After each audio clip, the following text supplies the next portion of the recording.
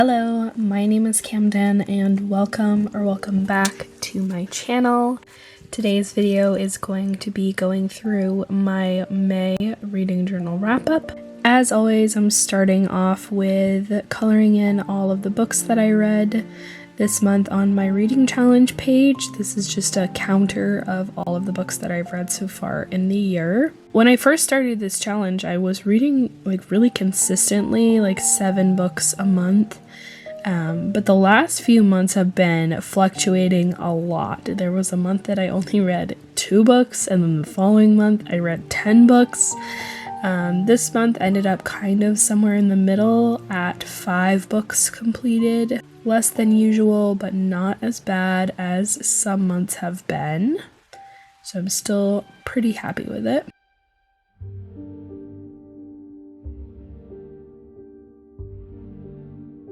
When I filmed last month's reading journal wrap-up, I was sick with strep, and this month I am sick again. I really need to do something about my immune system because it's absolutely terrible.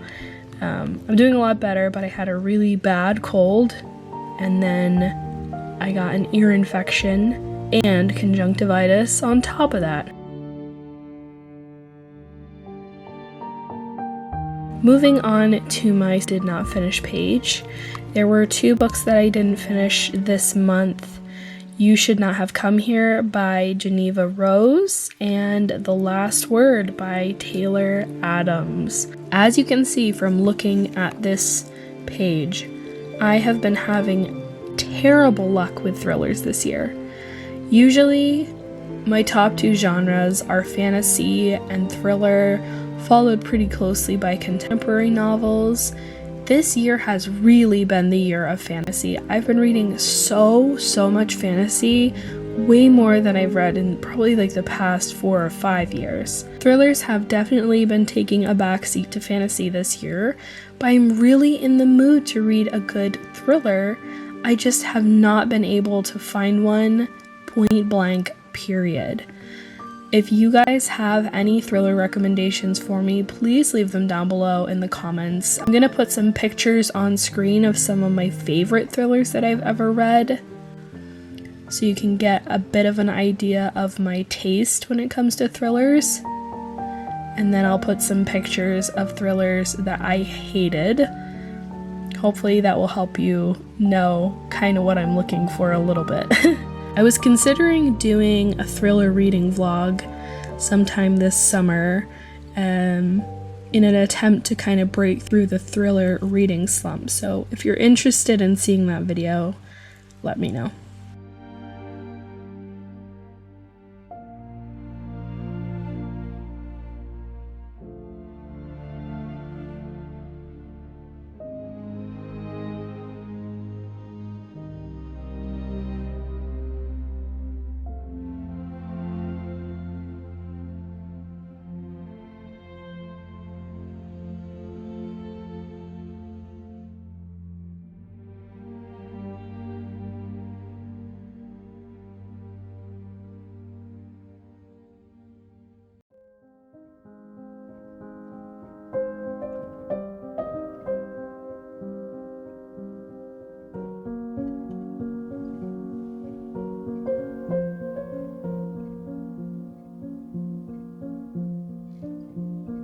As you can see on screen, I'm just filling in all of the releases in May that I was excited for.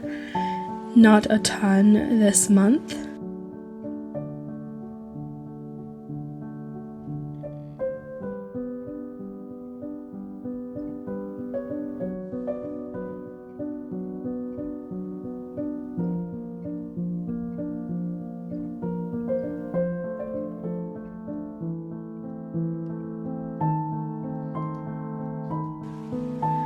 And now I am just adding all of these little books that I hand make using labels onto this shelf page. This page seems to really be a fan favorite from everyone who comments on my videos. I'm glad you all like it.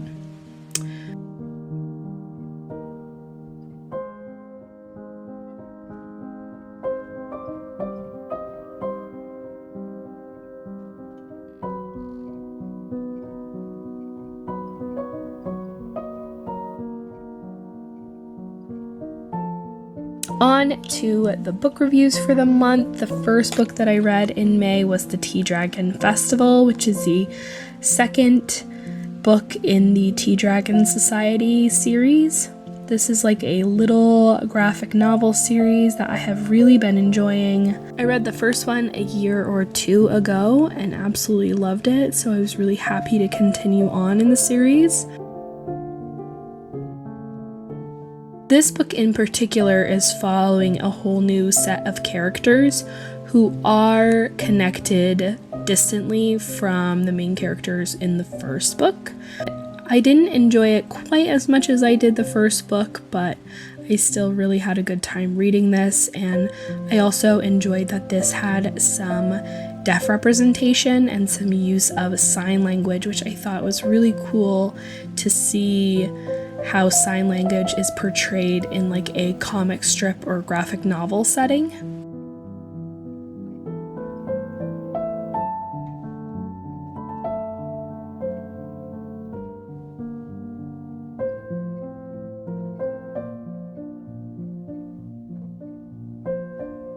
Naturally, the next book that I read in May was the Dragon Tapestry, which is the third book in the series.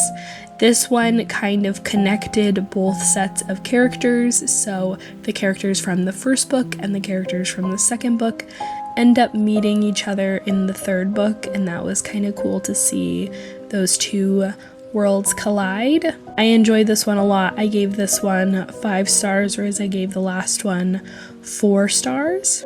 This book also kind of dealt with grief a little bit, as it discussed a tea dragon whose owner had previously died. One of our main human characters in this book is its new owner, and she's really trying to figure out what will bring this dragon out of its shell and bring it out of its grief.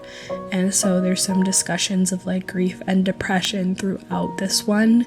There's also a really interesting blacksmithing element to this particular installment, and I enjoyed that a lot. Overall, I would definitely recommend this series. It's very cute, the illustration style is very sweet, and I really enjoy them.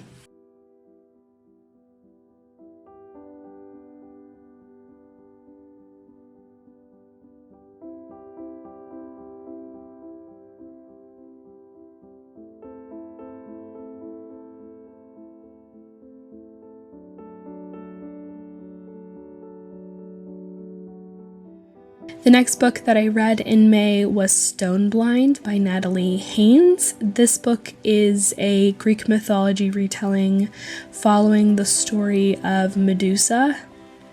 This book is really following a lot of different perspectives all around surrounding the story of Medusa, so it is not an exclusive retelling from her perspective. There are a lot of other perspectives represented in this book. Almost too many, I would say.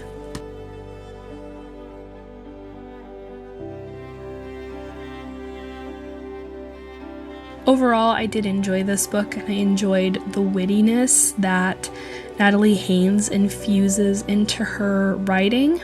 I ended up giving it a 4 out of 5 star.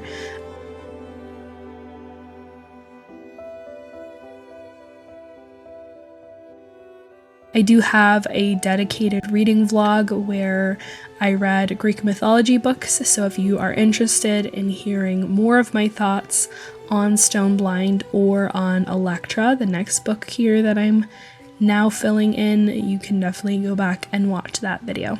Which leads us very naturally to our next book, which is Elektra by Jennifer Saint, another Greek mythology retelling. This one in particular is following 3 female characters. We're following Queen Clytemnestra, who is the wife of King Agamemnon. We're following Elektra, who is King Agamemnon's youngest daughter. And we're also following Cassandra, who is a princess in Troy. All 3 of these perspectives are kind of surrounding the Trojan War and also giving some perspective on the character of King Agamemnon. In the reading vlog, I think I gave this book a 5-star, but I ended up reducing that down to a 4-star. I felt like after kind of mulling it over and processing everything that I read, a 4-star made a lot more sense for this book than a 5-star, so I did end up kind of knocking 1 star off after I thought about it for a little while. And the last book that I read in the month of May was A Fire Endless by Rebecca Ross. I'm just gonna give myself a huge pat on the back because I have been absolutely killing it when it comes to actually finishing series this year. Usually I am the worst when it comes to starting a new series and then never finishing it, but I've really been knocking these out quickly, like within months of each other. So I read the first book in January and I just finished the second book in May. I loved the sequel. As good as, if not even better than the first book. You should definitely check out the Elements of Cadence series if you have not already. It is based on Scottish mythology and folklore, and it has a lot to do with fae, as well as music and how music influences magic. Anyway, that is going to be it for this video. I hope you guys enjoyed. Please like this video, comment, share, subscribe, and I will see you all with a new video next week. Goodbye!